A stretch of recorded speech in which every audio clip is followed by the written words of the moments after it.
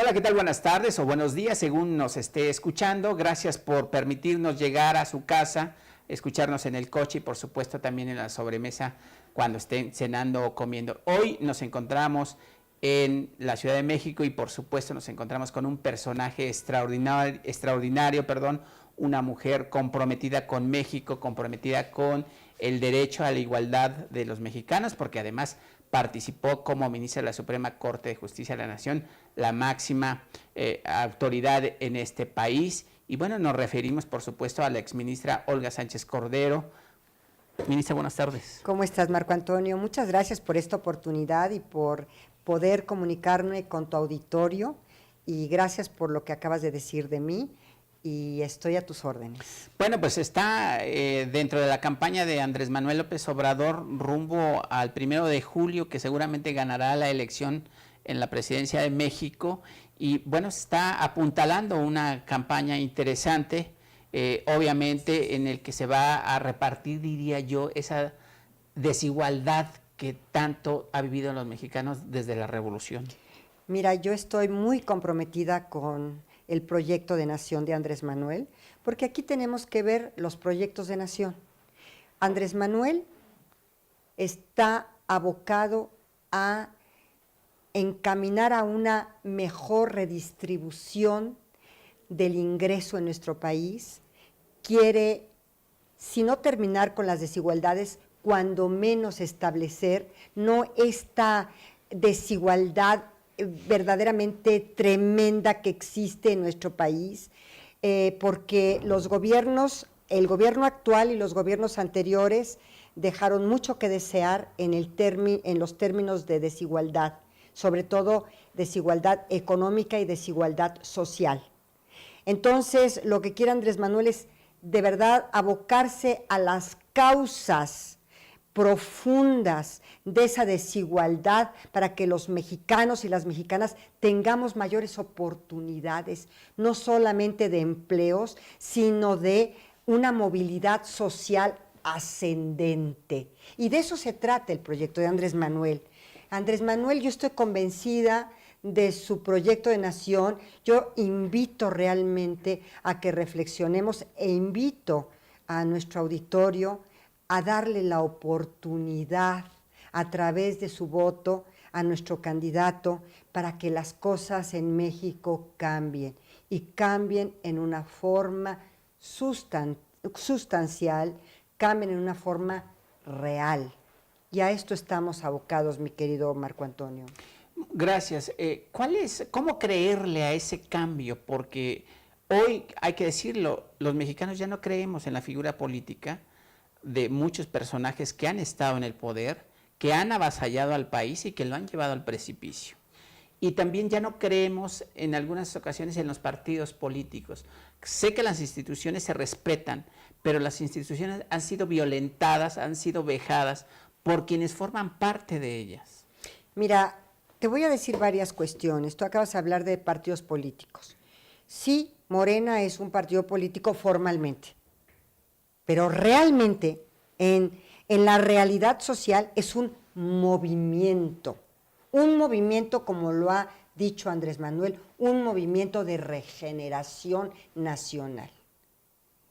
Él habla de 4 grandes transformaciones: la independencia, la reforma, la revolución, y está invitando a todos los mexicanos a la 4ª transformación del país, así de fácil o así de difícil como los veas. ¿Qué ha pasado con nuestras instituciones? ¿Qué ha pasado con los partidos políticos? ¿Qué ha pasado con nuestro gobierno? Que tienen un gran déficit de confianza y de credibilidad por parte de la población. Y se lo han ganado a pulso, ¿eh? Sí, claro. Se lo han ganado a Sin pulso, duda. porque sin duda alguna hemos vivido esta corrupción galopante. Yo te diría una palabra para esta corrupción: ha sido una corrupción obscena. Sí. Se han enriquecido de manera obscena. Sí, claro. De verdad, no han tenido llenadero. Claro. Esa es la palabra. Ha habido una impunidad galopante. y yo creo que este movimiento de transformación nacional al cual está invitando Andrés Manuel y al cual me sumé convencida de que es el único proyecto de nación que en este momento puede cambiar a México. Así te lo digo. ¿Cómo poner una balanza entre los pobres y los ricos? Porque los ricos están arriba y ocupan millones del Producto Interno Bruto. Hoy los pobres... Cada vez más pobres. Pero no tienen ni siquiera para comer hoy, desde ayer, desde antier, en las aldeas de Guerrero, Oaxaca, Hidalgo, Puebla, Veracruz, cuando esos estados son los más ricos de este país en recursos naturales, playas, madera, oro, plata, petróleo. Es que ese es el gran problema. Tenemos un grupo de personas que están en la cúspide de estas élites. Claro. Políticas y económicas. Y tenemos al resto de la población con hambre. En situación paupérrima. Con hambre. Y esta élite, por supuesto que no quiere que llegue Andrés Manuel. ¿Cómo va a querer que Andrés Manuel llegue si ellos piensan que se les van a afectar sus intereses? Lo que ellos no saben es que Andrés Manuel va a respetar a los empresarios, va a respetar los contratos, siempre y cuando sean transparentes. Sean transparentes y sean benéficos para el Estado, para poder tener una mejor redistribución del ingreso a través, sí, de instancias de gobierno, pero a la vez participando a todos los mexicanos de este movimiento de transformación para terminar de una vez por todas con la corrupción, con la impunidad, con la desigualdad, para que exista esta redistribución del ingreso hacia los que menos tienen. ¿Qué no se dan cuenta las élites de tanto del gobierno como de la clase económicamente poderosa, que si no voltean a ver a la gran población mexicana, como dice Andrés Manuel, por el bien de todos, incluyendo por el bien de ellos? Sí, eso es lo que no saben y se dan cuenta. Porque además los ricos y las grandes élites viven gracias a los pobres. Entonces, por el bien de todos, sí, claro, como dice Andrés, y quiero que se grabe en esta frase de Andrés Manuel, por el bien de todos, primero los pobres. Y sí te quiero decir algo porque no puedo dejar de decirlo. Si no es ahora, con la transformación de México que propone Andrés Manuel, vamos a tardar muchos más años en que exista un líder como Andrés, ¿sí?, para que cambie y transforme nuestro país. Por eso estoy invitando a todos. O sea, yo misma me doy cuenta. Si nosotros perdemos esta elección, tendremos todavía mucho tiempo más en que surja una nueva personalidad como la de Andrés Manuel para que cambie las estructuras económicas y políticas del país. Andrés quiere algo muy importante y me lo ha dicho. Así como el presidente Benito Juárez separó la Iglesia y el Estado para hacer una república laica, democrática, Andrés quiere separar el poder económico del poder político. Claro, porque están en contubernio. Eso es lo que quiere hacer Andrés, separarlos. Que los empresarios tengan, sí, sus ingresos, sus ganancias legítimas. No quiere irse contra el empresariado mexicano, al contrario, lo quiere apoyar, pero también quiere esta mejor redistribución del ingreso para estas familias de mexicanos, de millones de mexicanos que viven en la pobreza. 60 millones de mexicanos, la mitad de la población vive en la pobreza. No podemos seguir así. Que sería un crimen, ¿eh? Claro, claro. Y yo quiero también mandar otro mensaje. tenemos una campaña de miedo en contra de Andrés. No tengan miedo. No tengan miedo. Andrés respeta las instituciones como yo las respeto. Andrés me invitó porque yo soy una de las mayores defensoras del Estado de Derecho. No vivimos en un Estado de Derecho hoy en México. ¿Por qué? Por la corrupción, por la impunidad. Y la barbarie, ¿no? No vivimos en un Estado de Derecho. Claro. Yo preguntaba hoy en un desayuno a unos empresarios, ¿ustedes creen que nosotros vivimos en un Estado de Derecho con la corrupción que tenemos y con la impunidad que tenemos? Ese es y la violencia que tenemos. ¿Ese es el Estado de Derecho en que vivimos? La respuesta es no. Y tenemos que vivir en un Estado de Derecho. Y Andrés está proponiendo algo maravilloso. Una justicia transicional, de tránsito, de la violencia a la paz social, de la ilegalidad a la legalidad, del no Estado de Derecho al Estado de Derecho y democrático. Eso es lo que está proponiendo Andrés. Y para eso me llamó. Andrés quiere que yo colabore con él en estos temas. ¿Extrañas las actividades de la Corte? Bueno, la Corte tiene una dinámica totalmente diferente. Yo tenía mis tiempos muy establecidos, los horarios de las discusiones, de las sesiones de pleno y de salas eran perfectamente predecibles, ¿no? Estudiaba mis asuntos, los presentaba, los defendía, trataba de construir, digamos, las sentencias, las resoluciones mayoritaria o unánimemente. Era otra dinámica de trabajo. Hoy estoy en una dinámica totalmente distinta, pero estoy absolutamente apasionada de esta nueva dinámica en mi vida, tratando de hacer algo por mi país. No obstante, ya estaba yo retirada. No obstante, yo quería ya dedicarme a otras actividades, pero me llamó y me invita Andrés Manuel y no podía más que decirle que sí. No podía negarme a participar en esta gran transformación de México y dejarles a mis nietos algo mejor.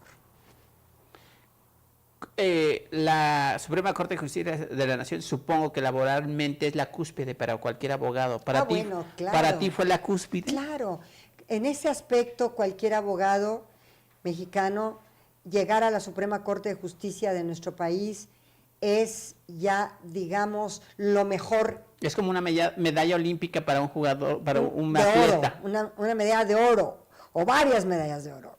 ¿Cuántas tiene el Michael Phelps?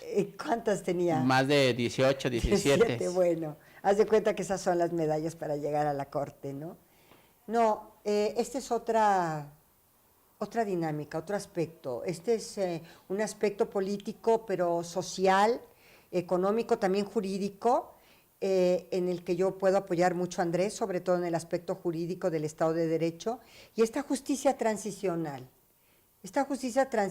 que implica un respeto a las víctimas, a sus derechos fundamentales, como es el derecho a la verdad, el derecho a la reparación, el derecho a los mecanismos de no repetición y el derecho al acceso a la justicia, por supuesto, pero también este tránsito a una ley de amnistía.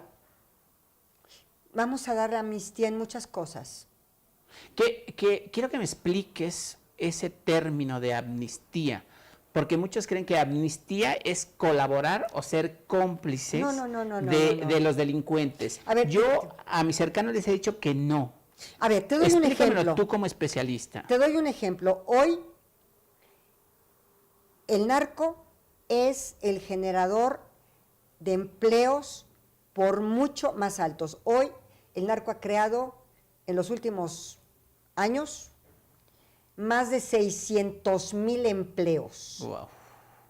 Me estaban presumiendo hoy en el sector automotriz que han creado 40,000 empleos y que directos, indirectos. No, el narco ha creado 600,000 empleos. Que es escandaloso. 600,000 empleos. Porque aparte... ¿Qué vas a hacer con esas 600,000 gentes?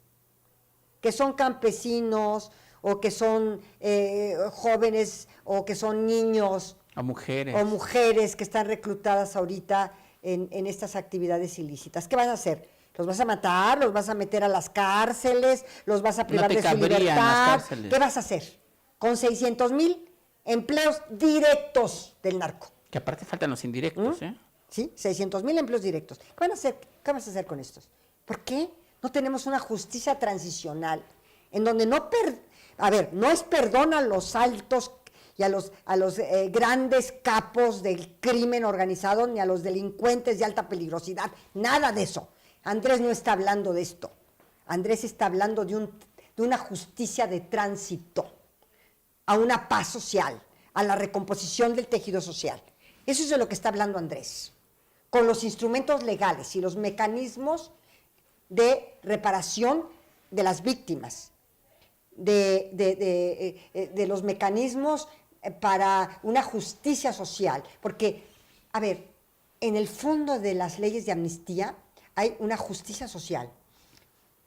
México ha tenido 7 presidentes en el último siglo, 7 presidentes que han expedido leyes de amnistía. De los últimos que yo recuerdo, Luis Echeverría a los estudiantes del 68. Claro. López Portillo Los de Halcones. a la guerrilla de Lucio Cabañas. Claro. Carlos Salinas de Gortari Al ZLN. al ZLN. A todos los que se levantaron En armas el 94. en armas en 94. A ver, es ajeno a nuestro sistema jurídico las leyes de amnistía. Ah, también Ávila Camacho, Sí, claro. Benito Juárez, Por supuesto. en los presos políticos Sí. de los conservadores y de los liberales. Digo, no es extraño, ¿eh? Las leyes de amnistía es una realidad. Una cabida para encontrar la paz. Es uno de los grandes mecanismos para recobrar la paz. Claro. En esta ola de violencia que estamos viviendo, que ningún gobierno ha dado una respuesta a esta ola de violencia. Todos los días nos levantamos con ejecuciones, Levantones. con Violaciones. violaciones graves a los derechos humanos. Una ola de violencia que no ha podido ser controlada por el gobierno. El año pasado, el índice de homicidios más alto desde la Revolución Mexicana. Pero ahora ya Enrique Peña Nieto, habría que decirle, superó los muertos que dejó la administración de Calderón. Más o menos estamos hablando ya de 240,000, 250,000 muertos. Más aparte los daños colaterales, porque claro. no nada más te mueres y ya. Todo lo que eso implica.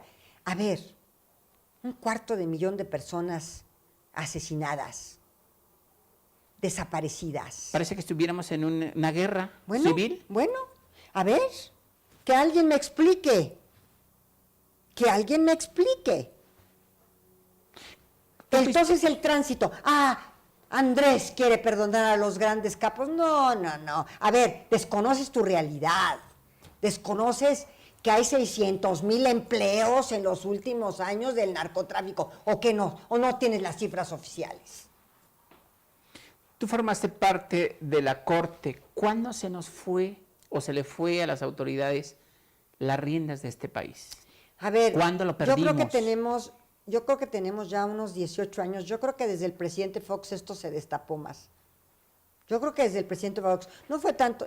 A ver, Calderón, por supuesto, es más, a Calderón, es mi opinión, esta guerra contra el narcotráfico fue una parte de su legitimación. Sí, porque se robó la presidencia. Yo no quiero hablar ya de eso, fue una sentencia del Tribunal Electoral que validó la elección, pero parte de su legitimación fue declarar la guerra al narcotráfico. Y perdón que diga yo las palabras tal cual. Después lo quiso componer y que no era guerra y que era combate a la delincuencia. No. Él habló y ahí están los periódicos. Los programas de televisión y radio. Los programas de televisión y de radio. Que nadie me venga a contar otra cosa. Él dijo, declaro la guerra contra la delincuencia. La guerra contra el tráfico. Sacando al ejército. A ver, no dijo voy a combatir. Dijo, declaro la guerra. Un confrontamiento. Eso es lo que dijo, que quede clarísimo ante el auditorio. Y a las pruebas me remito. Ahí están los periódicos, las declaraciones la radio, la televisión y todos los documentales que ustedes quieran y las pruebas que ustedes puedan revisar, porque cuando yo hablo con pruebas y con evidencias contundentes. No hablo nada más porque fue hace muchos años, no hablo al aire. Hablo que él declaró la guerra y con ese término, guerra. Estamos sufriendo las consecuencias de la guerra declarada por el presidente Calderón el 1 de diciembre del 2006. Pero ya antes venían otras cosas, ¿eh? Desde la presidencia del presidente Fox también ya teníamos una antesala. Una antesala de lo que era esto. Yo he platicado con Andrés y estamos afinando los temas. Yo pensaría que el plazo, la temporalidad de esta amnistía, si es que llegamos a la presidencia. ¿Que sí van a llegar? Yo creo que sí. Porque hay una guerra terrible, pero bueno, de miedo sobre todo, para que la gente no vote por Andrés. Yo pienso que podría ser del 1 de diciembre del 2006, es lo que estoy afinando. Esto todavía lo tenemos que platicar y lo tenemos que establecer y con expertos y con especialistas y con la sociedad civil, pero a lo mejor que abarque todo este periodo, desde el 2006 hasta el 2018, porque no podemos, tenemos que tener claridad en la temporalidad de esta ley. ¿Cuándo? Exactamente. Es muy complicado, tenemos que determinar el universo que cae en esta ley de amnistía, por supuesto no los criminales de alta peligrosidad ni remotamente, quiero que quede clarísimo, no son los tribunales. No, o sea, Andrés no está pensando en los criminales de alta peligrosidad, no. Está pensando en campesinos, en personas con hambre. Utilizados, ¿no? Utilizados. De estos 600,000 trabajadores del narco. En Guerrero hoy muchos campesinos dicen que prefieren sembrar amapola que sembrar haba o maíz. Bueno, claro. Y lo dicen, ¿eh? Lo dicen los periódicos. A ver, 1,200 comunidades de Guerrero, 1,200 comunidades de Guerrero, no es poco, ¿eh? No, por supuesto. Viven de la amapola. Que además es el Triángulo Dorado. El triángulo está arriba, además del Triángulo Dorado. El Triángulo Dorado está en Chihuahua, Durango, Sinaloa, ¿no? Ahí está, y también una gran cantidad de personas viven de cultivar la droga. Pero, ministro, cuando hay oferta hay demanda, entonces aquí ya tenemos la no nada más es un problema de México. Es un problema estructural, es un problema sistémico, ¿no? Entonces yo creo que habrá que analizar muy bien, obviamente yo, y Andrés lo ha dicho, una policía altamente calificada, capacitada, profesionalizada, honesta, en fin. Pero ahí, por ejemplo, Holanda, los policías ya no tienen nada que hacer, porque es un estado en el que existe una igualdad y en la que todo el mundo trabaja y estudia.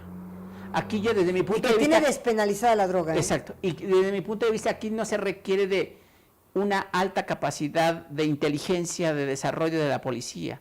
Aquí lo que tenemos que es repartir los bienes de la nación de manera igualitaria para que no haya esa desigualdad y no nos lleve a una redistribución del ingreso. Exactamente. ¿No? Una redistribución de la prosperidad. Con educación, por supuesto. Con educación, con salud y con oportunidades de trabajo. Por supuesto.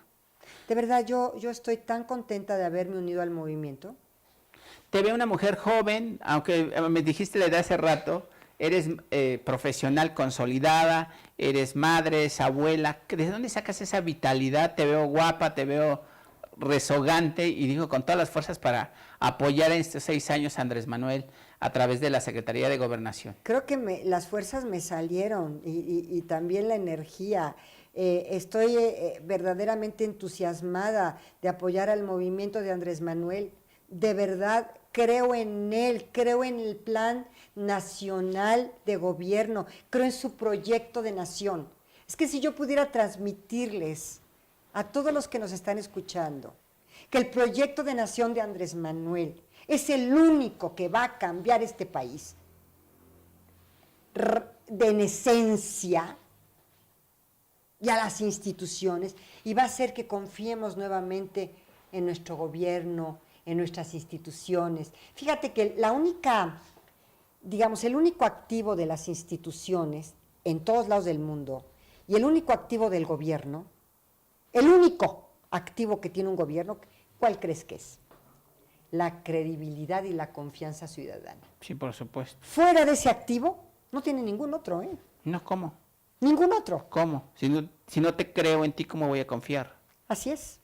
Entonces, la credibilidad en las instituciones y la credibilidad en el gobierno. En la figura que lleva las riendas del país. Es lo que tenemos que reconstruir. Qué difícil, ¿no? Y qué fácil.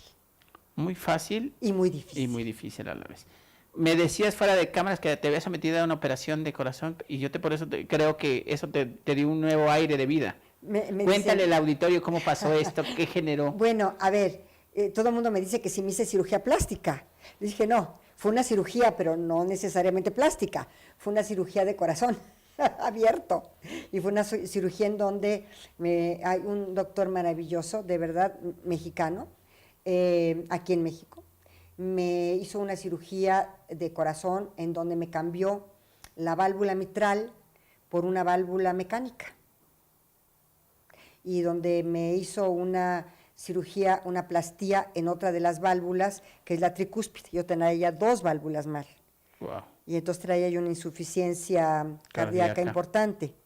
Y cuando ya salgo de la cirugía y estoy renovada, pues obviamente el hecho de que ahora tenga yo un corazón que pueda expulsar la sangre con tanta vitalidad, porque mi corazón era muy bueno y es muy bueno. Lo que pasa es que tenía 2 válvulas mal. Estropeadas. Estropeadas. Y una vez que tengo estas válvulas, pues imagínate, me siento como... Quinceañera, ¿no? Definitivamente. Me siento en mi mejor momento. Y además se ve. Gracias. Se ve. Andrés es más joven que yo, bastante más joven. Andrés, yo creo que debe ser unos 6 o 7 años menor que yo. Sí, anda como 65, ¿no? Como 64, 63, 64. Yo creo que no llega a los 65 todavía. A lo mejor llegará en en los próximos meses a lo mejor, pero de hecho yo creo que soy como unos 6 años mayor que él. Un grupo vulnerable y olvidado, porque creo que al más pulgoso se le echan todas las pulgas que se pueda. Al perro más pulgoso, decimos en México. Son los grupos étnicos, Sí. las mujeres, y además tienen un segundo idioma, porque algunos nada más hablan el de ellos y el español muy remotamente. ¿Qué pasa con ellos? Porque no los veo en la agenda de los candidatos. Mira, yo creo que la agenda de Andrés Manuel sí los tiene, pero adicionalmente te quiero decir algo que nadie ahorita conoce. Vamos a presentar una iniciativa, aunque él no es mucho de reformas constitucionales y demás leyes, dice que vamos a hacer mejor vigentes y en la realidad las que tenemos, pero hay una reforma que a mí me interesa mucho y que ya le he platicado con Andrés, que son los afromexicanos. Olvidadísimos. Que bueno, que tenemos un artículo segundo de pueblos indígenas, ¿sí? De pueblos originarios y de pueblos étnicos, pero no tenemos a los afroamericanos contemplados, a los afromexicanos contemplados en el artículo segundo. Y yo quiero que estén incluidos en este artículo segundo porque nadie los ha volteado a ver. No, están olvidados desde que llegaron a América. Afromexicanos. ¿Cuál es tu vida diaria ahora? ¿Haces ejercicio? ¿Comes comidas gourmet? ¿Qué haces? A ver, Mi vida ha cambiado radicalmente. Yo ahorita estoy ejerciendo como notaria pública en la Ciudad de México.